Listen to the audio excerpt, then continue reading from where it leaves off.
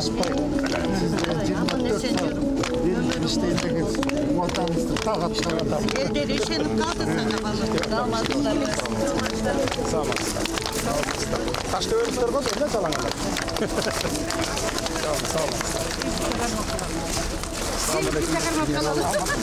General Bakay. Sağ olasın. Урматтуу мекендештер, кымбаттуу кыргызстандыктар жана Борбор калабыздын тургундары. Учурда биз үйгө муктаж жарандарыбызды турак жай менен камсыз кылуу жаатындагы кезектеги саамалыктын алдында турабыз. Мамлекеттик ипотекалык компания ачык акционердик коому тарабынан курула турган ынтымак турак жай комплексинин курулушун баштоо жөрөлгөсү катары мезгил кутусун салабыз. Мекендештерибиz турмуш тиричилигин оңдоп алуу, айрыкча үй жайлуу болуу максатында алыскы чет өлкөлөрдө акча табуу үчүн кара жандарын карчуруп иштеп жүрүшөт. Көп кабаттуу үйлөр жеке компаниялар тарабынан деле салынып жатат, бирок аларга ошол карапайым элибиздин чама чаркы жетеби? Мындай жагдайда мамлекеттин орду кандай болушу керек деген маселе турат. Мына ушундай социалдык көйгөйлөрдү чечүү максатында айрыкча социалдык чөйрөдө иштеген жарандарыбызды турак жай менен камсыз кылуу жана турак жай куруу механизмдерин андан ары өркүндөтүү боюнча бир катар жарлыктарды кабыл алганымды жакшы билесиздер.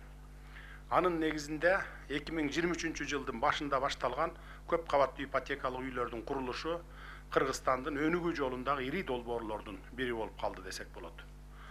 Биз соңку жылдардагы республикалык бюджетибиздин көбөйүшү, экономикабыздын оңоло башташы менен үйгө муктаж жарандарды турак жай менен камсыз кылуу маселесин мамлекеттик ипотекалык компания аркылуу колго алдык. Мынакей соңку маалыматтарга таяна турган болсок, өлкөбүздүн булуң бурчунда жалпы аянты 2 миллион чарчы метрди түзгөн 40 миңден ашуун батирдин курулушу кызуу жүрүп жатат. Кудай буюрса, жакын арада алдын тапшыра баштайбыз, кичине чыдап туруңуздар. Азыр биз облустардын борборлоруна көп кабаттуу үйлөрдү куруп жатабыз. Эмдиги жылдан баштап райондордун борборлоруна, кичи шаарларга көп кабаттуу үйлөрдү кура баштайбыз. Дээрлик бардык турак жай комплекстеринде керектүү инфратүзүмдөр, булар мектептер, бала бакчалар, оорукана, спорт аянтчалары жана башка маанилүү объектилер эске алынган.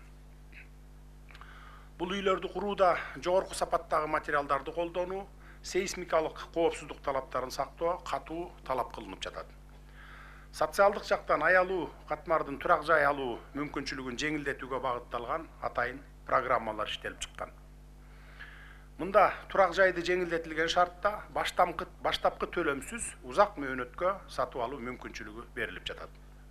Учурда үйү жок жарандарыбызды, анын ичинде чет өлкөдө эмгектенген мигранттарды дагы турак жай менен камсыз кылуу боюнча иштерди жүргүзүүдөбүз. Бул багытта мамлекеттик ипотекалык компания элдик банк менен биргеликте топтоочу ипотека долбоорун ишке киргизишти. Бул долбоор жергиликтүү турак жайга ээ болуу мүмкүнчүлүгүн бир топ жеңилдетет.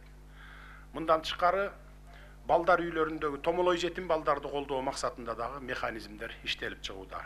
Учурда келечекке салым аттуу жаңы долбоор даярдалып жатат. Курулуш иштерин жетиштүү деңгээлде каржылоо максатында инвестиция тартуу, долбоорлорду ийгиликтүү ишке ашыруу жана сапаттуу турак жайларды куруу үчүн эл аралык инвесторлор менен тыгыз кызматташып келе жатабыз. Ал эми бүгүнкү ынтымак турак жай комплексинин курулушу мамлекеттин камкордук багытындагы кезектеги иш-чара десем болот. Бул комплекстин инфратүзүмүндө жолдор, мектеп, бала бакча, жашылдандыруу жана автотоктомолор камтылып, жалпы аянты 18 гектар жерге 18 кабаттуу үйлөрдү куруу пландаштырылган. 48 блоктон турган үйлөрдө жалпысынан 8100 батир болот. Бул көп кабаттуу үйлөрдүн биринчи кабаттарында коммерциялык жайлар жайгашат. Жогоруда айтылгандай, бир мектеп, 2 бала бакча дагы бар арасында. Урматтуу мекендештер, айта кетүүчү жагдай, элибиздин көпчүлүгү үй алууга чамасы жетпей, же үй салууга жер тилкесин ала албай жүргөндө, ушул сыяктуу мыкты жер тилкелерин бирин-экин гана колунда бар жарандар басып жатышкан.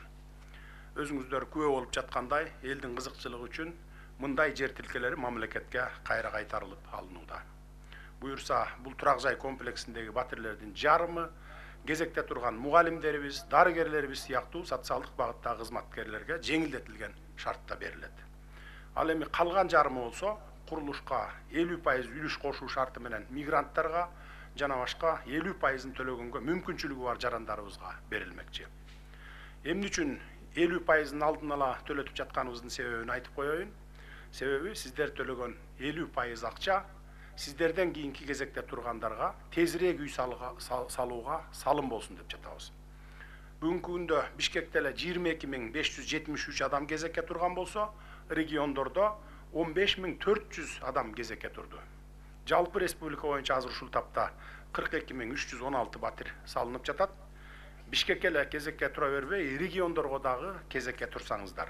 Келерки жылдан баштап облустардын борборлорунан тышкары ар бир райондун борборлоруна жана кичи шаарларга үйлөрдү куруп баштайбыз. Ошентип 2028-2030 жылдарга чейин өлкө боюнча турак жайга муктаж болгон кезекте турган жарандарыбыздын бардыгын камсыз кылып бүтөбүз. Урматтуу кыргызстандыктар, буюрса алдыдагы жылдарда бул жаңы турак жай комплекстери Кыргызстан элинин тынчтыкта жана бакубатчылыкта жашоосунун өнүгүүсүнүн символуна айланат деп ишенем.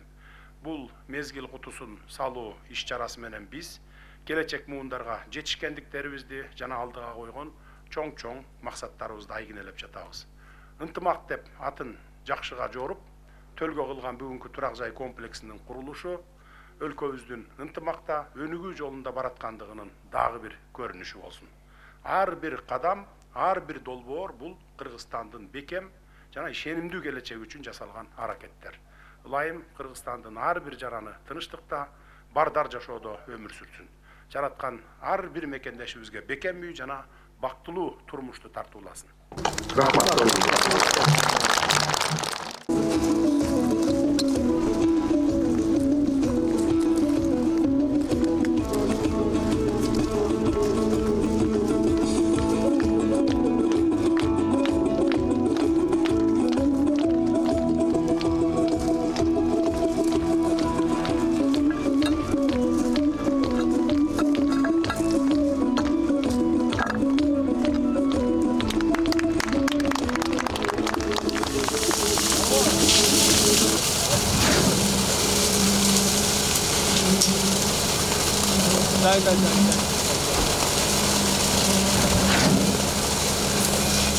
Ne суроо талаптарыңыздар бар?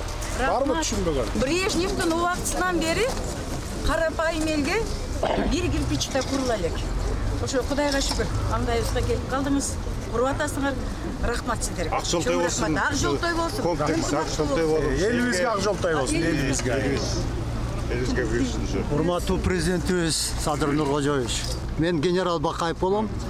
41 жыл кызмат кылып жүрүп, 29 жыл четте жүрүп, көп нерсени билип, баамдап, талдайм.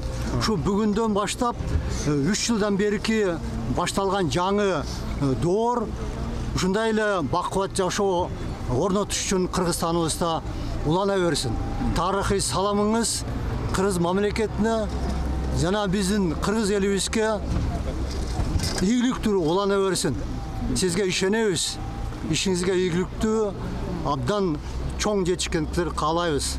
Садыр Нуркожоевич. Рахмат. Тынчтык, стабилдүүлүк эле болуп турса, мындай иштердин далайы болот.